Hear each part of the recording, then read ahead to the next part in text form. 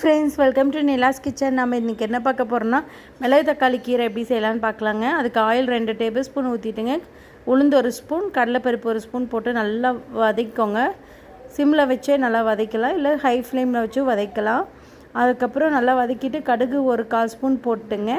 எடுத்து வச்சுருக்க ஆனியனு, வரமிளகாய், கறி லீஃபு, கொஞ்சம் உப்பு போட்டு நல்லா வதக்கலாங்க. ஆனியன் நல்லா இந்த மாதிரி வதங்கினதுக்கப்புறம் கலர் சேஞ்ச் ஆனதுக்கப்புறங்க நம்ம கட் பண்ணி வச்சுருக்க மிளகு தக்காளி கீரையை போட்டுக்கலாங்க. இதில் எந்த ஒரு தண்ணி எதுவுமே நம்ம ஆட் பண்ணக்கூடாதுங்க. இந்த கீரையே நல்லா அப்படியே ஆயில் தண்ணி விட்டு நல்லா வதங்கிடுங்க. நல்லா வதங்கினதுக்கப்புறம் நம்ம எடுத்து வச்சுருக்க தேங்காய் பூ போட்டு வறுத்து எடுத்துக்கோங்க. அவ்வளோதான், சூப்பரான ஒரு மிளகு தக்காளி கீரை ரெடி ஆயிடுங்க.